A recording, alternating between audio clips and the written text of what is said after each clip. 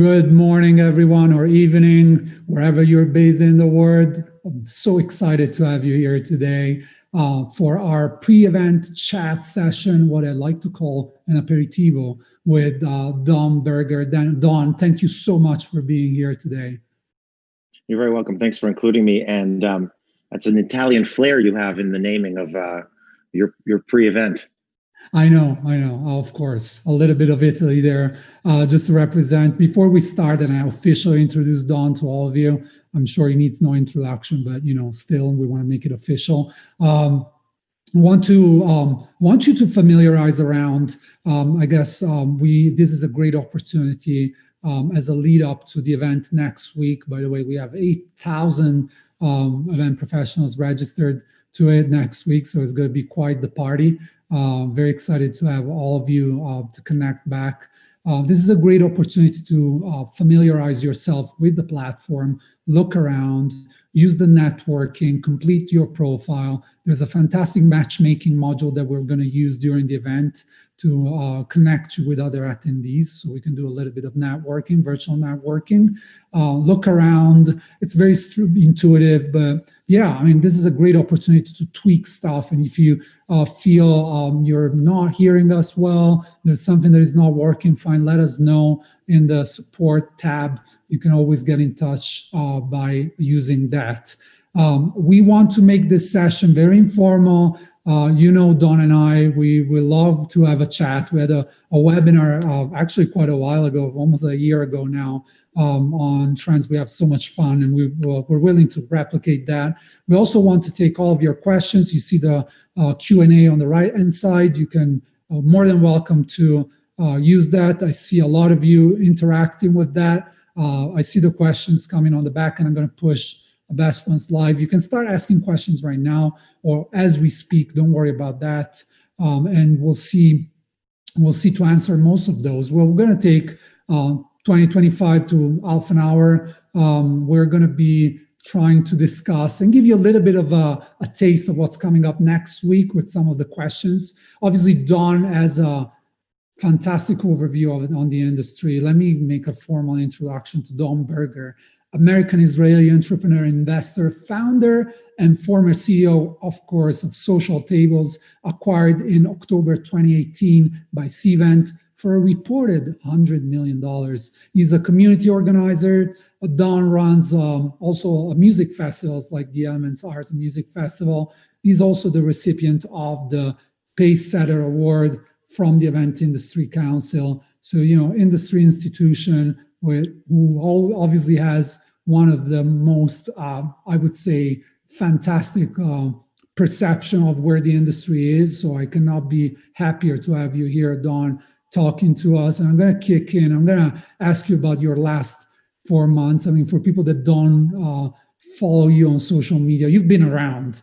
You've seen a lot of stuff. Tell us what would the last 4 months have been for you, what the pandemic has been for you, and yeah, what was that experience? Sure. So first of all, thanks again for having me. Congratulations on record-breaking numbers. I am well in the bet you're going to get 10,000 by next week, and I think that will be your biggest event yet. So congrats, and thanks for all your leadership. You're outstanding. You're an icon in the industry, and obviously you also sold your business to Skift. So congrats on that. So for those who don't know, today I think is July 23rd and maybe 22nd. I've lost count, but I hit the road on April 1st. April 1st was after a month of quarantining in Washington, D.C. I had enough. I felt like, I'm doing my part and most of America wasn't doing their part. So I said, let me just leave this place and see what the rest of the country is like. But I decided to go to Florida for a week as a mini vacation. So I was supposed to come back to D.C. on the 8th. And I ended up never coming back. In fact, so much so that I actually relocated to Boise, Idaho. So over the first 100 days from April 1st to about mid-July, I did 15,000 miles in my car, which happens to be an electric vehicle. So you can imagine driving an electric vehicle takes you to places that you actually don't want to go because you need to charge.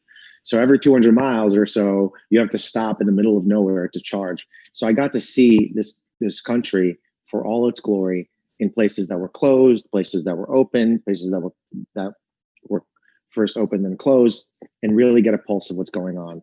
And 15,000 miles is the equivalent of 5 cross-country trips. Just to give you a sense of how much land I covered, 17 cities, and I fell in love with Boise, Idaho. For anybody who's from Boise or knows Boise, who's been to Boise, they can probably relate. If you know someone here, my only ask to you is to be introduced to somebody here, anybody. You can hit me up on Twitter or Instagram at Dan Berger, spelled Dan, pronounced Don. I'd love to hear it. But I got to see what's going on, and it's been incredible. And you really see the kind of response or lack thereof on the local and national level.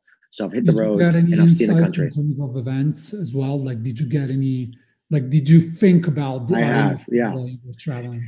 So, one of the things that you realize is how vast this country is and how many places there are to have incredible events. And I think that we are so forced into picking a convention city or a top 25 city or the city that advertises the most on the Steven Supplier Network, when there's incredible places out there that have the space to host your meeting, but just don't get on the map for budgetary or marketing reasons. And you can do a full rental of a glamping experience in Marfa, Texas, as an example. Now, that's a few years away probably because we still can't get there very easily. But once we have more beds in certain places through home sharing and new hotels, and once we have autonomous vehicles, we're going to unlock all these secondary and tertiary markets that we've never heard of for meetings and events. And it's going to be really, really exciting. And it's going to really push meetings forward in a way that will give attendees experience they've never had before. I will say that I have seen I've seen protests. I participated in protests. The ones on the left seem to have masks. The one on the right seems to not have masks. So I've seen those kind of gatherings all around the country. But I've also seen weddings. I've seen the return of social events, and we'll probably talk about this a little more. But social events are probably the first events that are going to come back. Smurf, and that's because they're a little smaller and there's a little less responsibility for the organizers. There's no duty of care for the bride like we have for the corporate travel executive. But I will say that those are going to come back. I've seen those events, and the reality is that people still want to get together, and they're trying to find any way to get together, and we're seeing that every day. And you're sharing the first tidbits here for everybody listening. Small, local, but also probably a shuffle in how we select destinations for our larger meetings and more structured business meetings. It's funny, Julius, when I first joined the industry, I've been in the industry for a long time. When I officially joined it 10 years ago, and I met all these social planners, they always would say, they seem to be embarrassed of being social planners. And they would always say, I'm a social planner. We're happy to do a little bit of corporate. I do corporate too, because corporate was like the holy grail, right? It was like, what the kinds of events you want to plan because it signals you make more money. Well, you know what? Social planners can laugh all the way to the bank because they're the ones who are going to come back first. And I'm willing to bet that DMCs and corporate planners are starting to think about social because that's what's coming back first, at least until late 21 or 22. So social events is where you want to be. So it's time to diversify the kinds of events you plan. And, I've seen a lot of people, by the way, interacting with you and saying hi from everywhere in the world. Hi, Peru, everybody. UK, Australia, New Orleans, everybody's connecting and, listening into your story as you speak. I guess something that happened that I think, to be honest, let me give you a little bit of a backstory to this. When we put out our trends for the year, which is by far the most popular piece we do every year in November, that's when we write it. My top trend for the year was that, the rise of sustainability and flight shaming, people avoiding to travel unnecessarily, they would have pushed virtual events. Okay. So that was my prediction. Of course, we're now in a situation where virtual events are all over the place for the completely wrong reasons. But still, I think we've witnessed in the past 4 or 5 months something that, even the most tech-friendly person that spent years playing with technology for the event industry, usually in that sort of separate part of the industry nobody really likes to look at because it's not as fancy as picking up mini burgers for a buffet. Now all of a sudden, we're in this virtual world. What's your take on that? Are they here to stay? Everybody has questions on virtual. I see them coming in the chat. Tell us more. So, virtual events, when you're at the virtual events, you're like, oh my God, you're cheap, or, you're lazy. And the reality is pulling a virtual event is much more difficult than pulling a real event, because there are, apart from all the, the anvil that hangs over your head about whether it's going to go off without a hitch or not, which is very stressful. You have to do so much more with so much less time because of the attention span. And the reality is that this pandemic has forced us into what I kind of think about as the dress rehearsal of virtual events. Virtual events always needed time to come forward. And by having essentially a pause on our industry for 6 months, and it'll probably be another 12, has really forced us to experiment with virtual events in a way we've never before. And that was really important. So all the experimentation that would have gone on, excuse me, over the next, decade is happening in a concentrated way right now. And at the end of the day, the most important thing about virtual events is production and the quality of the production, because that's what captures the audience. So we're experimenting with it in real time, and it is absolutely awesome, because it is making sure that virtual events are going to be amazing, just as good as live events, and they're not going to go anywhere. So we're all able to see that firsthand. Well, what's missing for virtual events? I mean, obviously, I see people going on social networks saying, death to virtual events. We need to go back to live. And don't get me wrong. I mean, I want to go live. I'm getting crazy here. I'm in Vegas, so without Vegas and all the events happening. So I think a lot of us, we didn't choose to work in events to be on a computer. We definitely chose to work in events to be live with other people. What is the element that you think virtual events are missing right now that only live events will be able to bring back? I want to challenge the notion that we chose to be in events in order to be with people. I think that we chose to be in events in order to see people, to see joy on other people's faces. We chose to be in events in order to help people create value right in front of our eyes. And if you chose to be in events in order to, book, Beyonce and have the sickest light show and whatever, and you probably chose it for the wrong reason. You are in this industry because you love bringing people together. You are a community builder. You are somebody who values seeing other people have a good time. And you can do that in a virtual setting. And you are just now going through the motions of expanding your toolkit for the 21st century. And that is really, really important. So even though we are stuck at home, and even though we're stuck in a computer, we are still bringing people together. And that's what's the most important thing. We're bringing people together in a different way. And that's the kind of frame of reference, the mind frame you have to have when you're thinking about this. In response to what's missing, I would definitely say it's the networking. You can algorithmically connect people. You can, have some sort of platform like in SpotMe where you can, have a kind of closed social network. But networking in an effective way is really important. But here's what I think, Julius. I think that alcohol consumption in events is a big problem. And I think it's a big problem because it prevents us from being authentic and being and being rational. And what I think is interesting about virtual events is it prevents alcohol consumption in the way that events do. And it makes people connect more authentically in a way they've never done that before. Oh my God, hallelujah to that, Don. Hallelujah, hallelujah to that. Because, having fought a battle against alcohol at events for the past 2 years, literally to the stage when I was presenting, I saw people standing up and leaving the room when I was mentioning that alcohol was altering the way we interact at events and is not taking care of our guests. It's actually making them feel extremely bad, especially if in exaggeration. I mean, alcohol in moderation can actually help some little bit of more social life, but the exaggeration that we've seen in a lot of industry and non-industry events is over the top. So that's a fantastic. Yeah, but even one glass of wine or one beer alters the way behavior. The National Transportation Safety Board, NTSB, which regulates driving all across the country, says that even one beer can impair driving, and it can impair social interactions. So this is forcing us to be our authentic selves, and it is in the lack of alcohol consumption actually makes us be more real and be more honest about what we're looking for with ourselves. And seeing people inebriated in events is just our responsibility as event professionals, and we need to put a stop to that. And using the age-old social lubrication excuse is, to me, us not doing our job.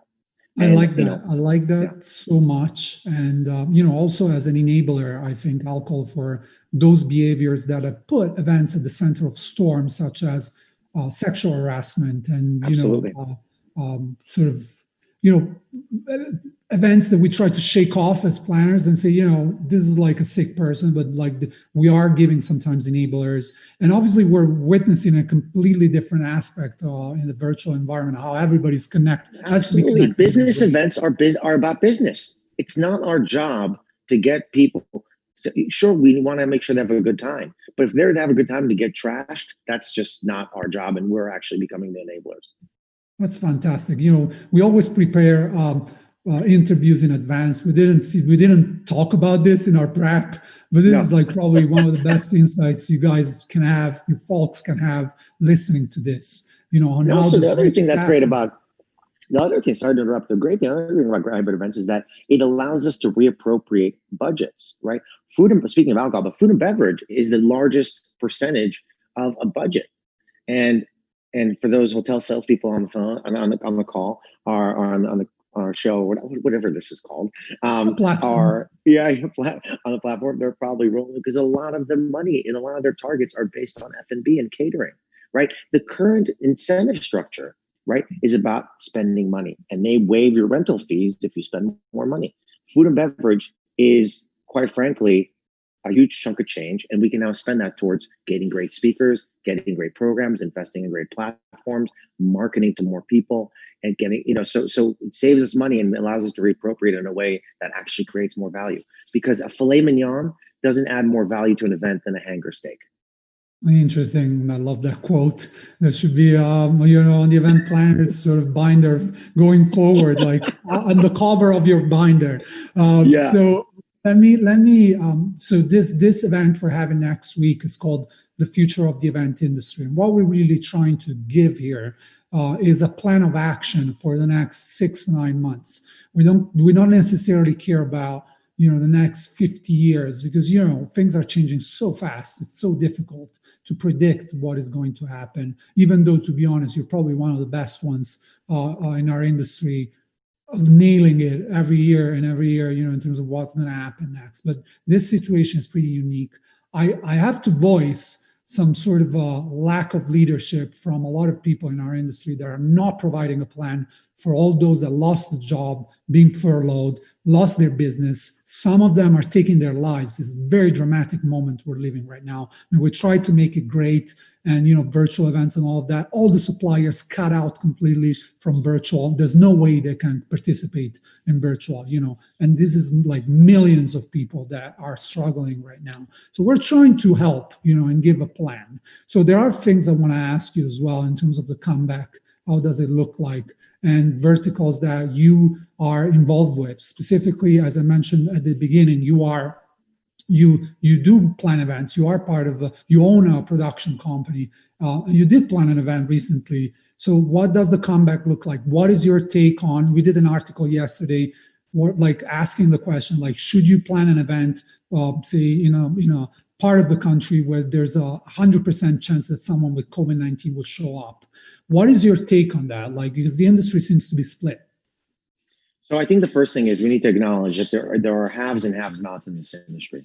There's blue collar labor, which is our vendors, the people who set up and tear down, the people who do the manual work, the people who are the servers, the banquet folks, the housekeepers. Those folks don't have the luxury that the people on this call have, which is the white collar section of our industry, right? The people who can work remotely, the people who can take skills they have in live events and move them to virtual events. And now I'm not an expert on labor issues, but I will say a couple of things.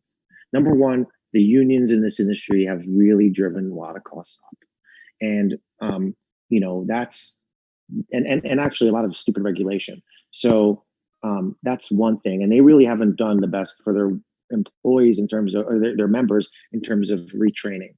But look, those jobs are going to be replaced, and they're replaced at a quicker rate. Housekeepers, I happen to own I part owner a few hotels. Ownership is excited that housekeeping now happens, 2/3 less, because it only happens on checkout because they don't clean your room to not, and that's going to stay. That's the equivalent of charging for, luggage or whatever in airplanes. So those changes are going to stay in the industry, and blue collar workers in our industry, the labor force is going to suffer. Automation is going to be fast forwarded. Robotics and automation tools are going to replace a lot of manual labor. I talk about this a lot, but 80% of predictable work can be replaced with robots today, with the robots we have today. So that's going to just kind of leapfrog and pull forward a lot of the changes. So I don't have an answer for blue collar other than retraining programs, which we need. And that's at the government level. Speaking of government, this industry has failed miserably in terms of having a governing body, in terms of having an advocacy group. There's the meetings between business, but that was, I have strong thoughts now. It's like $50,000 to join the board of meetings between business. And and that's probably the closest it gets to advocacy and lobbying, which is what we need. But now there's a live events coalition started by Philip before in Washington, D.C., where they are actually going to Congress to talk about the need for stimulus or something like that impacts our industry, which is really important. And there's no leadership from the classic associations because they're stuck just talking and bureaucratic. I just was asked to rejoin the Apex committee, which is the standards committee on the EIC, and I joined but I said if we do something. So anyway, that's the governance. And finally, to your question around live events and the people that are on this platform and are planning them. We just held an Elements Music Festival in Pennsylvania, which has been a hotspot. It's part of the northeastern region of the United States. We held a music festival.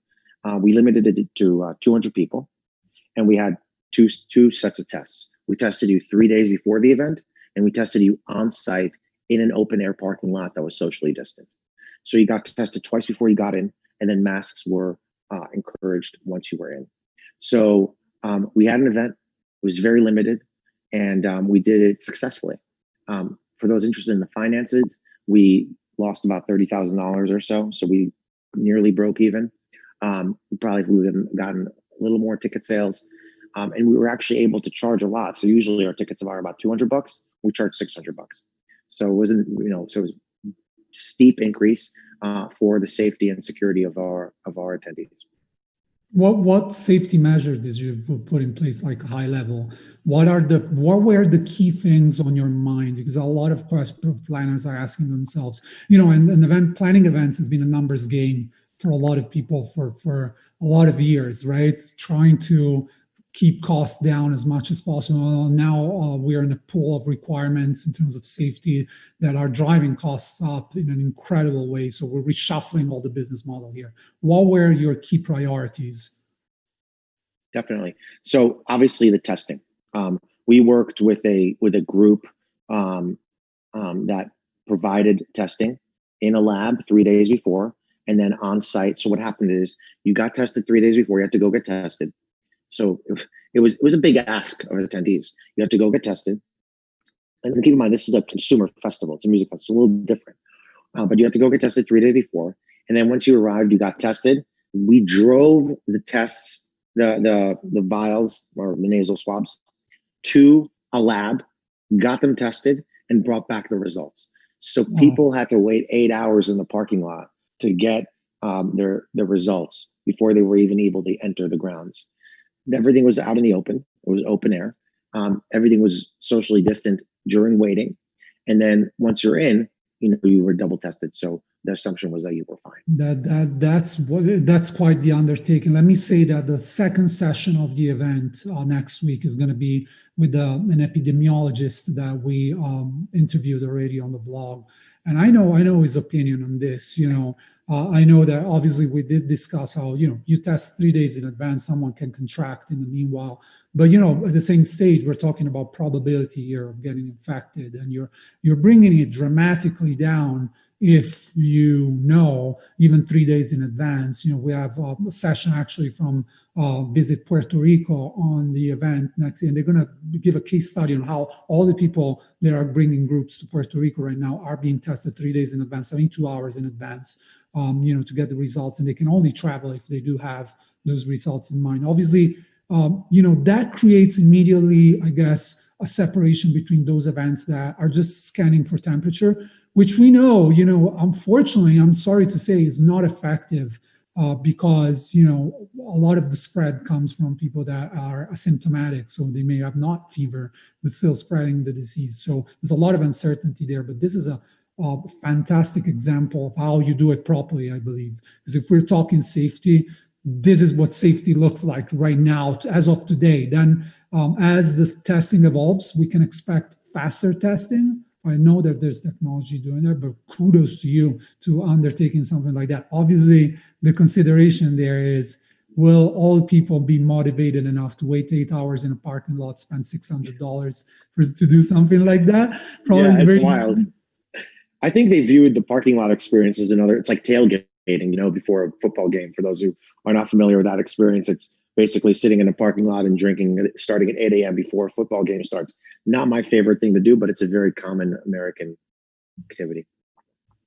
That's great insight. And by the way, I'm publishing comments here on the Q&A section from people, agreeing and saying great insights. I'm keeping all the questions for the end, so that sure. Don't worry if you didn't. I have all the time in the world. You are the one who's limited, so I can go on. We're here. We're having a great team. It's like 30 minutes. I'm enjoying the chat so much. I'm gonna move to the questions super fast. Like the last two bits that I want you to give me a comment about: venues and how it's going to change, which is linked to also hybrid events. I think venues are going to play a different role in hybrid events. And in general, if you see, like, once we go back to live events and hybrid events, what's the role of event technology then? Is it going to be different from what used to be back in the days, now that we all have this collective mass experience of virtual events? Sure. So I'll start with the venues thing. I mean, at the end of the day, when it comes to crises such as this, it's unfortunate that the big gets bigger, right? The Walmart survives, not the local store. And that's the same is true with venues. Live Nation and AG Presents are I guess Ticketmaster, which owns Live Nation. Those are the kind of two biggest companies to really look at for venues. One is private, one is public, and Eventbrite a little bit. Cvent used to be public, but there's really not much data out there because most venues are independently owned, or they're kind of a partnership with a local government. But I unfortunately, recessionary times bring about consolidation, which means mergers and acquisitions. So the big boys are going to survive, which sucks. The big venue chains and whatnot, and the small ones will just get eaten up. They'll probably close for good. Because they just won't be able to keep the lights on. The good news is that with some of the government programs that allows for people to, keep their job and not be fired, and hopefully there's another stimulus in store. I mean, we should at least get another stimulus, given the fact that this response has been so bungled in the United States. It's like the federal government's like, you did this, you need to pay up. Is basically what I'm saying. But I do think venues, there's going to be more consolidation, just like there has been in Marriott, Hilton, Wyndham, IHG. The core, the big five, they are just going to keep getting bigger. Remember how much consolidation there's been in the past decade, more than ever, in every section of the industry, and that'll just keep getting bigger. And I think that it's interesting because of the fact that planners want to get out of the hotel. If you look at what's being built, just like the pipeline of hotels, there's less than half a dozen convention hotels, 50,000 square feet or more, under construction every year for the past decade. Nobody's building big box hotels anymore. What we're building is the middle of the road, limited and select service hotels with limited meeting space because people want to get out of the hotel, right? Traditional meetings happen, you get your badge and you don't leave the hotel for 3 days. That's changing, and venues are a very important part of that, because we want to go to other places and experiences different things, even though we want to sleep in the hotel. So I think the future for venues is bright. I think there'll be more consolidation, and I think that what probably will happen is a big company will start buying a lot of these venues up. And the second question around event technology, I think you and I have talked about this a little bit. I think event technology, it's kind of a lame term, because event technology is kind of like the life technology, right? It's like all the things you want to do. Ask questions, network, meet new people, capture leads, register. It's like it's normal stuff. I mean, what's registration? It's really a form. It's a form. Ticketing is a little more complicated. But event technology, and the thing about event technology, every event needs something different. So I think when it comes to event technology, just the mere fact that we've been spending more time with it will make people more use it more. But I don't have too many opinions of where it will go other than that. I think it'll be more, give me an example, right? I've been spending about an average of 4 hours pre-pandemic on my cell phone. Post-pandemic, I've been spending an average of 7 hours on this thing, and I don't feel bad about it, right? So I think what might happen is people will be spending more time on their phones at events. So we'll see a backlash to that. And there will be mobile-free events. They'll take your phone. Maybe there'll be mobile monitors. Please put your phone away. Maybe people will be more comfortable saying to somebody else, hey, pay attention. But I think there'll be a lot of that, unfortunately, more technology. I love that. That's a fantastic insight into the future. By the way, a few comments here and there. Everybody that logged in at the beginning is still here, so you didn't lose a single person. Oh, good. People love it. It's because of your good questions, not because of my good answers. Yeah, I want to ask you sort of as many questions as possible from the audience, but before we can do lightning. And we'll do very fast ones. So, not yes or no, but like very short answers. I'm going to ask you to do a little game with me on that. But before we do that, I actually have a question from Pierre, the CEO of SpotMe, actually listening to you as well, asking you here. Hey, Don, if you were to start an event tech company today, would you do virtual? And that also allows me to ask you about, what's your next thing? You sold Social Tables this event, You left this event. What's happening next? So virtual events, what is it? It's like Zoom meets chat. It's like meets audience response. It's like what I do. I definitely wouldn't do an app company. I think I've always thought apps are antiquated. It's the same as installing an application from a CD-ROM, except you download it. That's why I'm super excited about iOS 14, which is introducing app clips, which allow you to just get your favorite parts of apps, and it recommends to you. There's a recommendation engine that recommends to you what you should get. So imagine when you walk into the Boise Center, which is our convention center, you walk in and it says, hey, you're in the Boise Center. Do you want to get the app clip, which is just the networking portion of the event you're a part of? That makes much more sense to me. Not downloading an event app for 4 or 5 days. The C-Event thing, and I think the SpotMe thing is like a container of event apps, but it gets very little usage post event for the most part. I will say that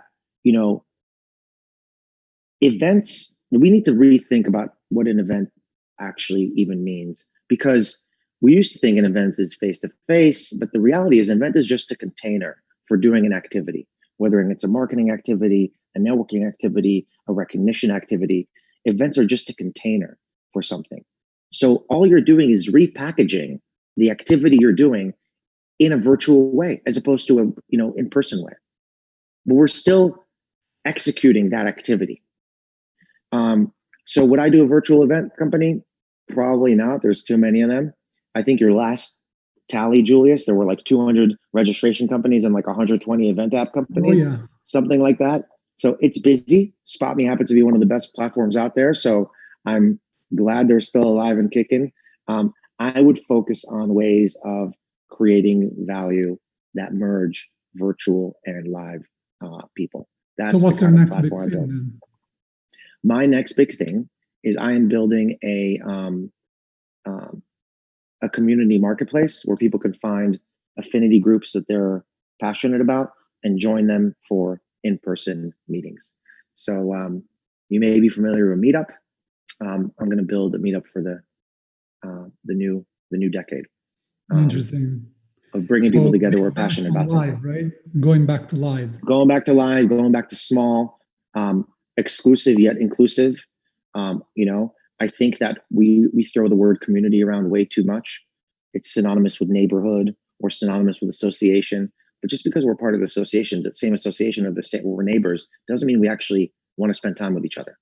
So I want to push the envelope of what community means and find a way for people to find other folks who share the same affinity, same interest group, and get together in person. Well, I love that concept. Yeah. Yeah, and the business model will be different. So right now, the business model of Meetup is where you pay in order to get access to those tools. I'm going to be changing that. They got a lot of criticism about that recently. I remember just before they got acquired. Well, no, you're referring to the member. They want to do member pay where members go to pay. That's their new business model. Their old business model was where organizers subscribe. Both of those are bad business models. Mine is going to be different. Yes, and we can't wait to see that. And obviously, wishing you the best. We have thank you. You set the bar quite high with social tables and the exit you did there. So we'll see what happens. A lot of event professionals are entrepreneurs and they have their own businesses, and they understand that we have big dreams, and sometimes those dreams get sidetracked. I feel like my purpose for social tables wasn't fully realized, so I'm excited to repurpose that purpose in a different way. Okay, so let's go to the questions now. I pushed one live that was asked by a lot of people. You mentioned that what is missing from virtual events is networking. How can we do a little bit of networking on virtual? Like, are there things that we can do? What's your take on that? Have you seen anything? Okay, dude, I just moved to Boise, Idaho, which for those who don't know is part of the Pacific Northwest. So like British Columbia, Washington, Oregon, Washington State, Oregon, and part of Idaho. Part of the Pacific Northwest. It's Mountain Standard Time. I feel like it's like the forgotten time zone, but it's incredible. So let me just share a quick story. So I posted on LinkedIn. You may have seen this if we're connected on LinkedIn. I posted a very heartfelt kind of like personal FAQ of why I moved to Boise. And Julius, my phone and my inbox have been blowing up with introductions, and that's because I had a very heartfelt story and I had a very specific ask. My ask was, if you know anybody in Boise, please introduce me. I have been inundated with introductions in a really good way and random people introducing myself. So if you're trying to network, figure out exactly what it is you want. Don't just try to meet everybody. What do you exactly want? Of course, I want to meet somebody in Boise, which is very specific, but I get to cast me a wide net and post just a very heartfelt reason for why you're doing it. And you will see people paying it forward in an epic way. That's a fantastic insight right there. And by the way, let me spoil a little bit of what's going to happen next week, since we have all the aficionados that tuned in this morning. What we'll do specifically based on that, in a very obviously higher level fashion, since there's going to be a few thousands of us around, is we're going to use a matchmaking model, which is based on asking questions and connecting people over questions, so you can find your exact match or your least match, depending on what you want to, how you serendipitous you are, and connect with them over a chat in a specifically designed moment of the event. That's also important. I think we need to design for networking moments. Yes, Don. Do you want to add anything to that? Sorry, we lost you there for a second. Julius, yeah, I'm here. Sorry about that. No problem. I just plugged in my computer. That's probably going to help. I was going to say, for those who are preparing for that, let me just give you a very simple tip. Go ahead and take a notepad or whatever, open up your notes app, and write down 3 needs that you have. And they should be as specific as possible. So 3 needs that you have, and then try to find people who can help you with that. Or even 1 need that you have, but be specific about your need. Not just, I want to generate new business. I want to find new leads. Maybe it's, I want to find somebody who's exploring virtual events that for doctors in the Pacific Northwest. Very specific, because what happens is when you have a specific need, people have a much easier time of going through their mental Rolodex to connect you with the right people. So don't just become open-minded, like, I don't want to meet anybody. Be very specific, and that's how you're going to get the most results. I love that. Fast question for you. A lot of interest around your testing experiment, your festival, during your festival. Did you find anyone that tested positive? And if you didn't find anyone, what would you have done if anyone tested positive? Like, what was your process? Sure. So I don't know the answer to the first part because I don't know the testing results. But if anybody tested positive, they would just not be able to come in. Did you create a path for communication? And then you refund them. So they got a refund and they, couldn't get in. That's good. So, at least, transparency there. Sorry, get your money back. But yeah, and they got a big T-shirt that said, "I tested positive for COVID-19." I'm just kidding. Okay. Let me see. I have a question here about what space do you see for agencies to play in the virtual realm? These new platforms for virtual effectively cut them out in many ways. Since they no longer need to provide booth design or experiential marketing tactics and all those things, as there's a set of agencies that just did that. And that was their, when we were talking about suppliers being cut out, that was their business model. Even bigger companies, to be honest, that just built booths for trade shows. Tough proposition there. So do they have a place in virtual? Well, first of all, I'd say, a bit tongue in cheek, but shame on them for not having diversity of products. I think the first thing you have to do is, what do I do? What are my core competencies that are transferable to this new world? Now, you have to remind yourself, in 12 months, 18 months, we're going to come back to normal. We're going to come back bigger than ever. That's what happens every time. Every time there is any issue, we come back bigger than ever. So number one is sit tight. Number two is review your core competencies to understand what's transferable to this new world order, which is temporary. And the number, those are really the big two things. The other thing I would say, however, is what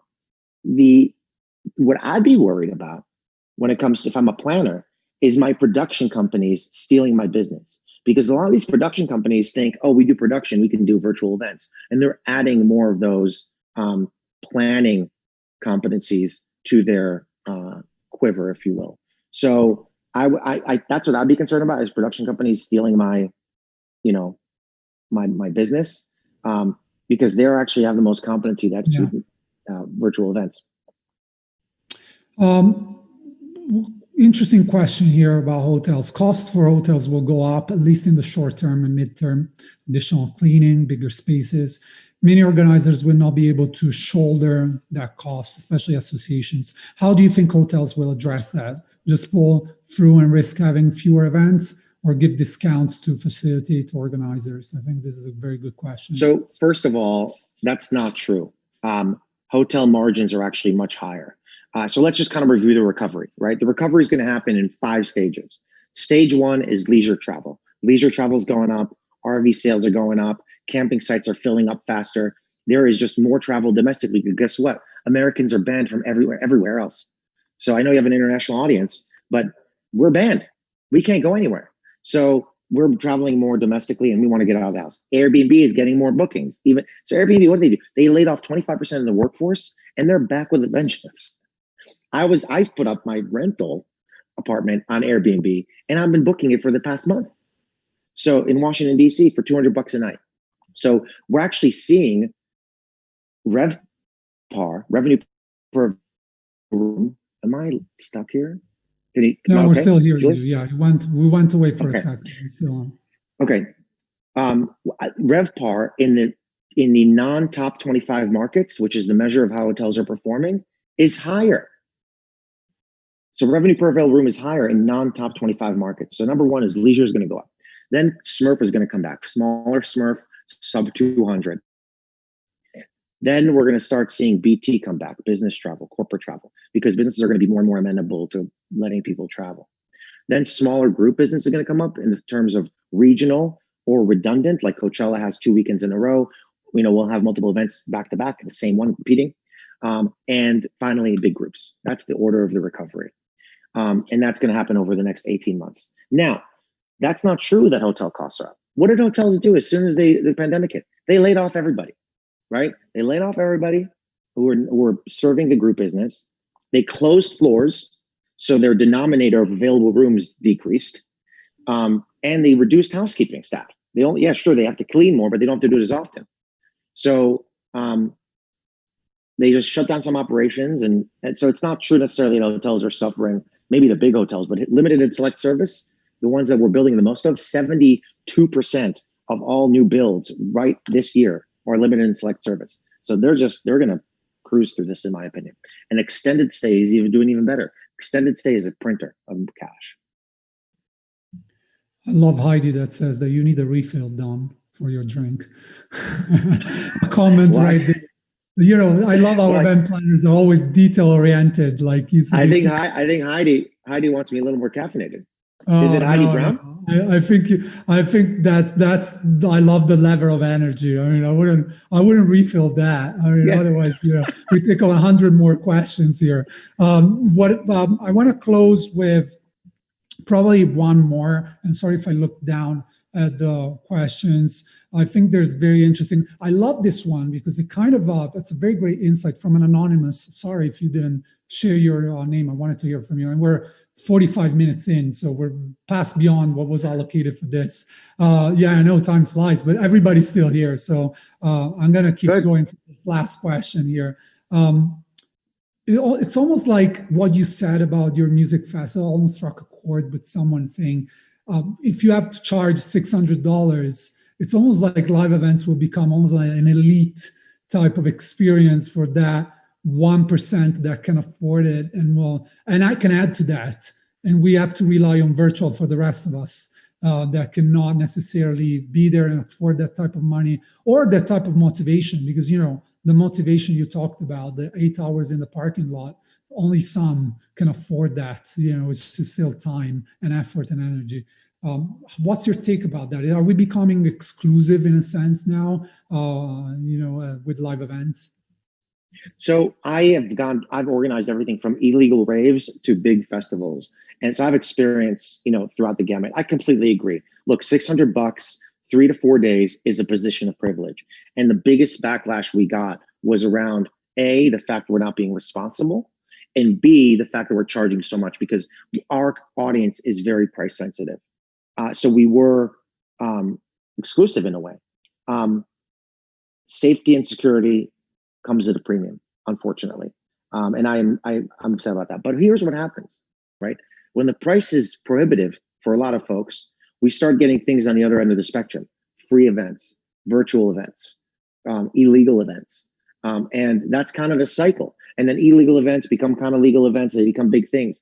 The reality is that even booking talent now is going to cost more money, because a DJ that cost me, $5,000 is going to be wanted 3 times more because they've not been able to perform, and they're going to go to the highest bidder. So even the talent agencies, and there are only 2 or 3 of them that control most of the revenues, the ticket sales, they're going to be charging more for the artists. So that's going to come down to the consumer. So I think we'll see more illegal stuff, more free stuff, more virtual stuff, and then the good ones will start paying, and they'll be the future of independent event organizers. But it's not going to happen overnight. And you're right.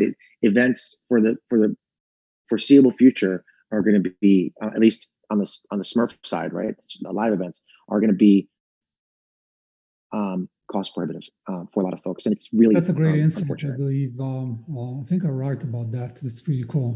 Got me started. A lot of this conversation got me started in terms of new questions I want to ask to all our panelists and speakers next week. Don, I hope you're going to be able to join us and be wandering around there. By the way, a lot of people always ask at the end of the sessions, how can I connect with the speakers? I think you can now connect with Don on the platform on SpotMe. He's right there. You can get. I gotta get on SpotMe. I register. You get notified about it and start a chat with him. Yeah, slide into my DM. I'll do that. 6 hours there. I promise I'm going to do that. But you can, if you really want to get in touch with me, you can slide into my DMs either on LinkedIn, Instagram, or Twitter. Not Facebook. I don't check Facebook. My name is Don Berger, DANBERG, on all the platforms. And if you don't mind, I'm gonna just take a photo of us here, Julius. Let's take a picture. And yeah, I'd love to continue the conversation over the platform or preferably in my DMs. But thank you so much for having me. This was really fun. Don, let me say, hopefully, you got almost 1,000 claps, by the way, from people. Okay, is that good? It's amazing, considering how many people were listening, like continuously clapping. Thank you. Our CEO, Rafat Ali, checked in and asked me to heckle you as much as possible. So hopefully I didn't let him down. There was a lot of great people connected here that are gained a lot.